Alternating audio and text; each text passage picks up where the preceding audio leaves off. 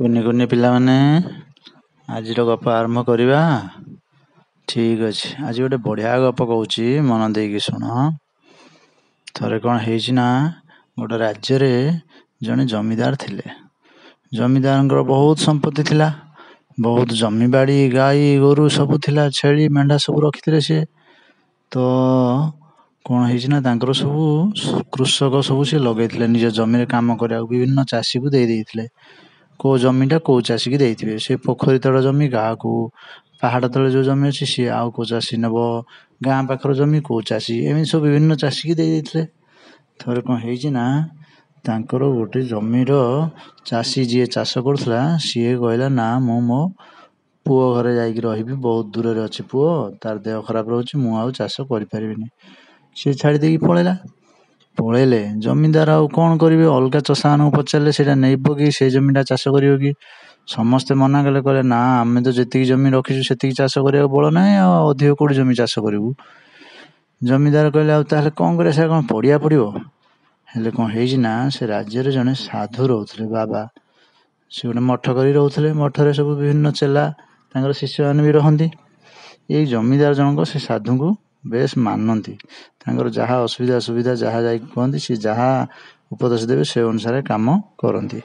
ତ ଜମିଦାର ଜଣକ ଯାଇକି ସାଧୁ ବାବାଙ୍କୁ ଦେଖାହେଲେ, ମୁଣ୍ଡିଆ ମାରିକି କହିଲେ ବାବା ଆଉ କ'ଣ କରିବା, ଗୋଟେ ଶ୍ରମିକଟେ ଦରକାର ଯିଏକି ଚାଷବାସ କରିପାରିବ। ତମ ମଠରେ ଯଦି କିଏ ଅଛି ସେମିତିଆ କାମ କରିବା ଲୋକ ଚାହୁଁଛି କହିଲେ ଆସିବ ମୋ ପାଖରେ କାମ କରିବ। ବାବା କହିଲେ ମୋ ପାଖରେ ତ ବହୁତ ଲୋକ ଅଛନ୍ତି, ତୋର କେମିତିଆ ଲୋକ ଦରକାର କହ, ଗୋଟେ ଜ୍ଞାନୀ ପିଲା ନେବୁ ନା ଗୋଟେ ମୂର୍ଖ ପିଲା ନେବୁ କାମ କରିବା ପାଇଁ? ଏଇ ଯେଉଁ ଜମିଦାର ଜଣକ ଭାବିଲେ, ଆରେ ଜ୍ଞାନୀ ପିଲାଟା ନେଇକି ମୁଁ କ'ଣ କରିବି, ସେ କ'ଣ ଚାଷବାସ କରିବ, ସେ ଖାଲି ମୋତେ ଠକି ଦେବ କାଳେ, ଥାଉ, ତାଠୁ ବେଟର ମୂର୍ଖ ପିଲାଟିଏ ନେବି ଯେ ସେ ଭଲ ଚାଷ, ତାକୁ ଧୁମ୍ ଖଟେଇବି, ବହୁତ କମ୍ ପଇସା ଦେବି। ଏମିତି ଭାବିକି, କାରଣ ଜମିଦାର ଯାକ ପ୍ରାୟତଃ ଟିକେ କଞ୍ଜୁସ୍ ଥାନ୍ତି, ପଇସା ପ୍ରତି ଭାରି ଚିପିକି ରଖନ୍ତି ସେମାନେ, ଅଲଗା କାହାକୁ ଦେବେନି, ଖର୍ଚ୍ଚ କରିବେନି। ତ ସେ କହିଲେ ଜ୍ଞାନୀ ପିଲା କ'ଣ କରିବା ବାବା, ଯେକୌଣସି ମୂର୍ଖ ପିଲା ହେଲେ ବି ଚଳିବ, କିଛି ଅସୁବିଧା ନାହିଁ, ଦିଅନ୍ତୁ। ବାବା ତାକୁ କହିଲେ ହଉ ଠିକ୍ ଅଛି। ଗୋଟେ ଚେଲାଟାକୁ ଡାକିଲେ, କହିଲେ ତୁ ଆଜିଠୁ ଏଇ ବାବାଙ୍କ ସହିତ, ଏଇ ଯେଉଁ ଜମିଦାର ସହିତ ଯିବୁ, ତାଙ୍କ ଜମି ଚାଷ କରିବୁ। ମୂର୍ଖ ଚେଲାଟି ପଳେଇ ଆସିଲା।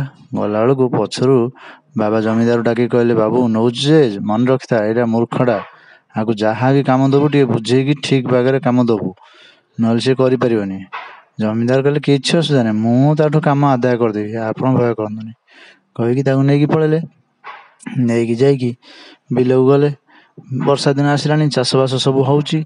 ଚାଷବାସ ମଝିରେ ନେଇକି ଆକୁ ଦେଖେଇଲେ ଯେ ଧାନ ସବୁ କେମିତି ଲଗା ହେଇଛି ଦେଖେ। ସେ କହିଲା ହଁ ମୁଁ ଦେଖିଲି, ତ ଧାନ ଲଗା ଲଗି କର। ସବୁ ଅଲଗା ବିଲମାନଙ୍କୁ ଦେଖିକି ସେ ତାର ଧାନ ଯେମିତି କହିଲେ ସେମିତି ସବୁ ପୋତିଦେଲା, ଧାନ ଗଛ ସବୁ ହେଇଗଲା। ହେଲେ ମାସେ ଦେଢ଼ ମାସ ଧାନ ଗଛ ଟିକେ ବଡ଼ ହେଲା ବେଳକୁ କ'ଣ ହୁଏ, ସବୁ ଘାସ ସବୁ ବାଢ଼ିଯାଏ ସେ ଭିତରେ, ତ ତା ଭିତରେ ପଶିକି ଘାସ ସବୁ ବାଛିବାକୁ ପଡ଼େ। ତ ଜମିଦାର ଦିନେ ସକାଳୁ ସେଇ ଏଇ ଯେଉଁ କୃଷକକୁ ଯାହାକୁ ନେଇଥିଲେ ବାବାଙ୍କ ସେ ଚେଲାକୁ କହିଲେ ଗଲୁ ଆଜି ଟିକେ ଯାଇକି ସବୁ ବିଲରୁ ସବୁ ଯେଉଁ ଘାସ ଫାସ ଟିକେ ବାଛିଦେବୁ। ସିଏ ତ ବୋକା, ସେ କହିଲା ଜମିଦାର ବାବୁ ଆଉ ମୁଁ ତ ଜାଣିନି ଘାସ କେମିତି ବଛା ହୁଏ, ତମେ ଟିକେ ଚାଲ ମୋତେ ଦେଖେଇଦେବ ଘାସ କେମିତି ବଛା ହେବ, କେଉଁଗୁଡ଼ା ଘାସ ମୁଁ ତାକୁ ସବୁ ଉପାଡ଼ି ଦେବି। ଜମିଦାର କହିଲେ ଆରେ ଏଡ଼େ ମୂର୍ଖ କିରେ, ଖାଲି ରହିକି ପାଠ ପଢ଼ୁଥିଲୁ ସେଠି, ହଉ ଚାଲ ତ ଦେଖେଇଦେବି। କହିକି ବିଲକୁ ଗଲେ, ବିଲକୁ ଯାଇକି ହୁଡ଼ାରେ ଠିଆ ହେଲେ, ଦେଖେଇ କହିଲେ ଏଇଟା ଦେଖ ସେଇଟା ଦେଖ। ସେ କହିଲା ଟିକେ ନିଜେ ପାଖରୁ ଦେଖେଇ ଦେଉନ। ଜମିଦାର ଆଉ କ'ଣ କରିବେ, କାଦୁଅ ଭିତରକୁ ଓହ୍ଲେଇଲେ, କହିଲେ ଏଇ ଶଳା ମୂର୍ଖ ପିଲାଟାକୁ ଧରିଛି ଆଉ କ'ଣ କରିବା। ହଉ କାଦୁଅକୁ ଓହ୍ଲେଇଲେ, ଓହ୍ଲେଇକି 2-4ଟା ଘାସ ଉପୁଡ଼େଇକି କହିଲେ ଦେଖିଲୁ ତ ଏଗୁଡ଼ା ଘାସ ନା, ଆଉ ଧାନ କେଉଁଟା? ସେ କହିଲେ କିଏ ଆଶ୍ଚର୍ଯ୍ୟ, ଧାନ ବି ଜାଣିପାରୁନୁ? ସେ ଦେଖେଇଲେ, ଏମିତି ଆଙ୍ଗୁଠିରେ ଦେଖେଇଦେଲେ 4-5ଟା ଧାନ ଗଛ ଦେଖେଇକି କହିଲେ ଏଇ ଦେଖ ଏଗୁଡ଼ା ସବୁ ଧାନ ଗଛ, ଦେଖିକି ଚିହ୍ନିକି ଉପୁଡ଼ିବୁ କହିଦେଲେ। ସେ କହିଲା ହଁ ମୁଁ ଦେଖିଲି, ଚିହ୍ନିଲି, ଆଉ କିଛି ଅସୁବିଧା ନାହିଁ, କହିକି ଜମିଦାର ପଳେଇଲେ। ସନ୍ଧ୍ୟା ସୁଦ୍ଧା ସେ ତାର କାମ ସାରି ଆସିକି ପହଞ୍ଚିଲା। ପହଞ୍ଚିବାରୁ ଜମିଦାର କହିଲେ କ'ଣ ସବୁ ସାରିଦେଲୁ ନା? ହଁ ସବୁ କାମ ସାରିଦେଇଛି। ଜମିଦାର ରହିଲେ ଧୀରେ। ତା ପରଦିନ ସକାଳୁ ଅଲଗା ଶ୍ରମିକ ମାନେ ଚଷା ମାନେ ଆସିକି ଜମିଦାରକୁ ଖବର ଦେଲେ ଯେ ବାବୁଜୀ ଆଉ ବାବୁ ବୋଲି ସବୁ ଡାକନ୍ତି ଜମିଦାରଙ୍କୁ। ବାବୁ ସାର୍ ଆଉ କ'ଣ ହେଇଛି, ସେ ବିଲ ଗୁଡ଼ାର କ'ଣ ଗୋଟେ ଧାନ ଗଛ ନାହିଁ, କ'ଣ ଖାଲି କାଦୁଅ ପଡ଼ିଛି, ନୂଆ ଚଷା ଆଣିକି ରଖିଲେ ପରା। ଜମିଦାର କହିଲେ କାଦୁଅ ପଡ଼ିଛି? ଧାଇଁଲେ ଦେଖିଲା ବେଳକୁ କ'ଣ ହେଇଛି ନା, ଜମିଦାର ଯୋଉ 2-4ଟି ଧାନ ଗଛ ଦେଖେଇଥିଲେ କେବଳ ସେଇ 2-4ଟିକୁ ଛାଡ଼ିକି ବାକି ସବୁ ଉପୁଡ଼େଇ ଦେଇଛି। କ'ଣ କରିବେ ମୁଣ୍ଡରେ ହାତ ଦେଲେ। ତାକୁ ଡାକିକି ପଚାରିଲା, ହରି ଇଏ କି କାମ କଲୁ? ଏଡ଼େ ବଡ଼ ବିଲ ଦିନ ସାରା ଉପୁଡ଼େଇକି ସବୁ ଧାନ ଗଛ ଉପୁଡ଼େଇ ଦେଲୁ। ନା ନାଇଁ ତ, ଆପଣ ଯୋଉ ଧାନ ଗଛ ଦେଖେଇଥିଲେ ମୁଁ ସେଗୁଡ଼ା ପୁରା ଛାଡ଼ି ଦେଇଛି, ଜମା ଉପୁଡ଼େଇନି। ସେଠୁ ଜମିଦାରଙ୍କ ମୁଣ୍ଡରେ ପଶିଲା ଯେ ସାଧୁ ବାବା କହିଥିଲେ ଯେ ବାବୁ ଯାହା କରିବୁ ଆକୁ ବୁଝେଇକି କହିବୁ ଠିକରେ, ଏଟା ମୂର୍ଖଟା କିଛି ବୁଝିବନି। ମୁଣ୍ଡରେ ହାତ ଦେଇକି ବସିଲେ, କହିଲେ ଆଉ କ'ଣ କରିବି, ଛାଡ଼, ହଉ ବାକି ଯାହା ହେଲା ଅଲଗା ଚଷାମାନଙ୍କ ପାଖକୁ ପଠେଇଲେ। କହିଲେ ଭାଇ ୟାକୁ ଟିକେ ଜଗି ରଖି କାମ କରେଇବ, ଇଏ ଟିକେ କାମ ଶିଖୁ ଏ ବର୍ଷ ଆଗେ। ସେ କହିଲେ ହଉ ଶିଖିବ କହିକି ଆଉ ଗୋଟେ ଚଷା ତାକୁ ନେଇଗଲା, ସବୁଦିନ ନେବ କାମ ଶିଖେଇବ।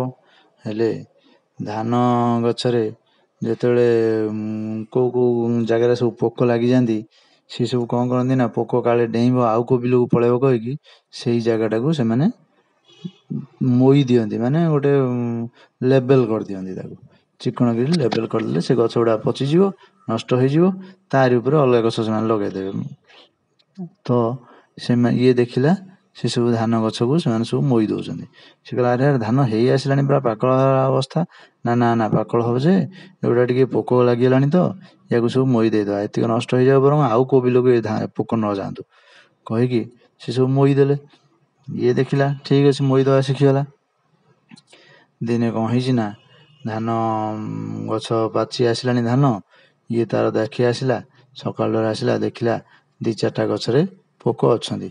ଇଏ କହିଲା ଆରେ ପୋକ ଲାଗିଗଲାଣି, ପୋକ ଲାଗିଗଲେ ତ ମୋଇ ଦେବା କଥା କହିଛନ୍ତି। ବାସ୍ ଭାବିଲା ମୁଁ ଟିକେ କାମ କରିଦେବି, ଜମିଦାର ଖୁସି ହେଇଯିବେ ଆଉ। ମୋଇ ଧରିକି ଆସିକି ପାଚିଲା ଧାନ ଗଛ ଗୁଡ଼ାକୁ ସବୁ ମୋଇ ଦେଇଦେଲା। ସବୁ ଧାନ ଝଡ଼ିକି ମାଟିରେ ପଡ଼ିଗଲା।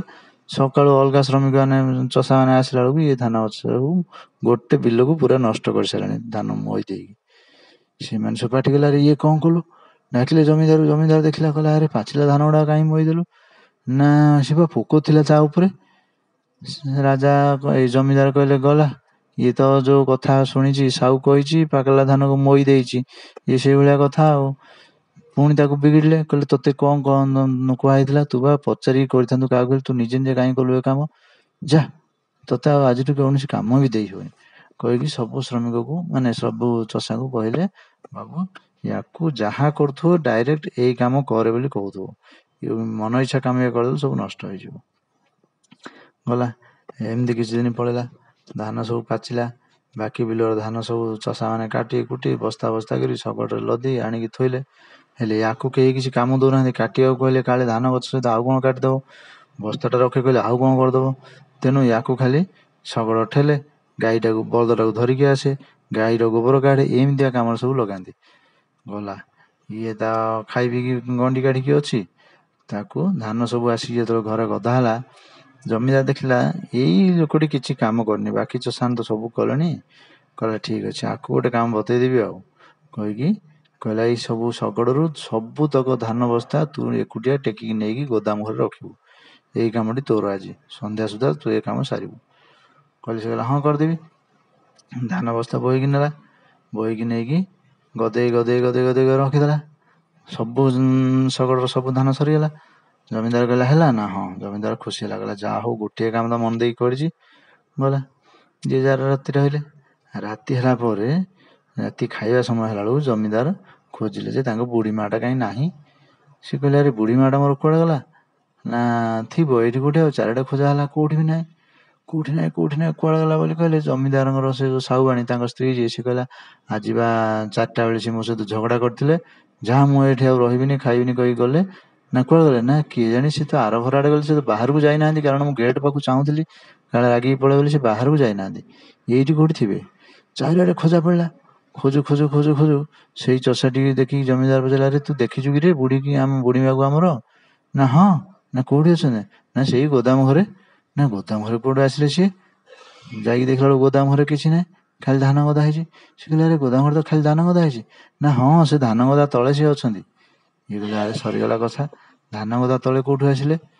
କୋଉଠି କାଢିଲା ବେଳକୁ ତା ଉପରେ 50-60 ବସ୍ତା ଲଦି ଦେଇଛି। ବୁଢୀ ପ୍ରାଣ ପଳେଇଛି, ବୁଢୀ ମରିଯାଇଛି ଆଉ। ଆରେ ଇଏ କି କାମ କଲୁ ତୁ? କାହିଁକି ତାଙ୍କ ଉପରେ ବସ୍ତା ଲଦିଲୁ? ନା ମୁଁ ବା ବସ୍ତା ଧରିକି ଯାଇ ପହଞ୍ଚିଲି। ପହଞ୍ଚିଲା ବେଳକୁ ବୁଢୀକି ପଚାରିଲି ଏ ମା କୋଉଠି ରଖିବି ଧାନ? ବୁଢୀ କହିଲା ମୋ ମୁଣ୍ଡରେ ରଖେ। କହିବାରୁ ତାରି ମୁଣ୍ଡ ଉପରେ ଥୋଇଲି ଆଉ। କଣ କରିବେ ଜମିଦାର? ଆରେ ବୁଢୀ ରାଗିକି ଯାଇଥିଲା ସିନା, ଘରୁ ବାହାରିକି ରାଗିକି ଯାଇଥିଲା। ତୁ ପଚାରିଲୁ ବୋଲି ସେ ରାଗିକି ସିନା କହିଦେଲା ମୋ ମୁଣ୍ଡରେ ରଖେ ବୋଲି। ରାଗିଗଲେ ଆମେ କହିଦଉନି କି କୋଉଠି ଏ ଜିନିଷଟା ଥୋଇବି? ନା ମୋ ମୁଣ୍ଡରେ ରଖେ ବୋଲି ଆମେ ରାଗିକି କହୁଛେ। ସିଏ ସେମିତି କହିଦେଲେ ତୁ ତା ମୁଣ୍ଡରେ ସବୁ ଯାକ ଲଦିଦେଲୁ। କଣ କରିବେ ଜମିଦାର କାନ୍ଦି କାନ୍ଦି ବୁଢୀ ମାକୁ ନେଲା ମଶାଣିକି। ୟାକୁ କହିଲା ବାବୁ ତୁ ଚାଲ ମୋ ସହିତ। ତାକୁ ନେଇକି ସେ ବାବାଜୀଙ୍କୁ ପୁଣି ଫେରିଲା। କହିଲା ବାବା ମୋର ଭୁଲ ହେଲା, ଏ ମୂର୍ଖ ଲୋକକୁ ମୁଁ କେବେ ପାଖରେ ଆଉ ରଖିବିନି। ବାବାଜୀ କହିଲେ ବୁଝିଲୁ ତ, ଗୋଟେ ଶିକ୍ଷିତ ଲୋକ ଆଉ ମୂର୍ଖ ଲୋକ ଭିତରେ ଫରକ କଣ? ହଉ ଯା, କାଲିକି ମୁଁ ତୋ ପାଖକୁ ଗୋଟେ ଭଲ ଚତୁର ଲୋକଟାକୁ ପଠେଇବି। କହିଲେ ଜମିଦାର ତା ବାଟରେ ସେ ଗଲା। ବୁଝିଲ ତ ପିଲାମାନେ, କେବେ ହେଲେ ମୂର୍ଖ ଲୋକଙ୍କୁ ପାଖରେ ରଖିବାନି। ରଖିଲେ ଜମିଦାର ଭଳିଆ ଅବସ୍ଥା ଭୋଗ କରିବା। ହଉ ଆଜି ପାଇଁ ତାହେଲେ ଏତିକି। ବାଏ।